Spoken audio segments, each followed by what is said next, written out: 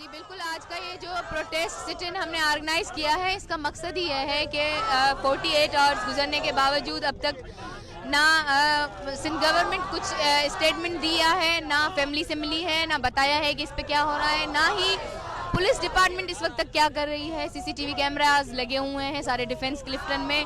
अभी तक क्यों नहीं जो है गिरफ्तार हुए वो लोग जिन्होंने एक लड़के को दिन दहाड़े गोलियां मारी हैं, एक लड़की को अगवा किया है।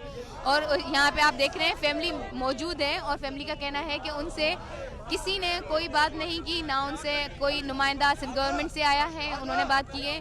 इवन यहाँ पे इस धरने का मकसद, ये डिमांड भी यही है कि हम यहाँ पे तब तक मौजूद हैं जब तक सिंध गवर्नमेंट का कोई नुमाइंदा या जो है पुलिस डिपार्टमेंट से कोई आके ये नहीं बताता कि अब तक क्या हुआ है और अभी तक लड़की के हवाले से क्या अपडेट है। पुलिस के हवाले से आपसे कोई बात हुई है? अगर पुलिस का कोई मौक़िफ़ क्या सामने आया है इस हवाले के सामने से?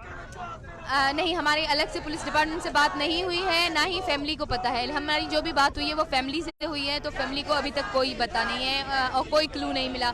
एक लड़के को उन्होंने गिरफ्तार किया था, अब पता चला है कि उसको भी छोड़ दिया है। तो अभी तक तो किसी ने राब्ता नहीं किया है। इसीलिए हम यहाँ पे बैठने का मकसद ये है कि क्योंकि हम सब ही अनअवेयर हैं कि हो क्या रहा है और सिंध गवर्नमेंट क्यों इस पे खामोश है। अच्छा, पहले बताया जा रहा था कि 6 बजे से लेकर 10 बजे तक ये एहतजाजी कैंप है। क्या अभी भी आप इसी बात पे कायम है कि 6 बजे से लेकर 10 बजे तक होंगे, या ये एहतजाज या प्रोटेस्ट मजीद शिद्दत अख्तियार करेगा 10 बजे के बाद?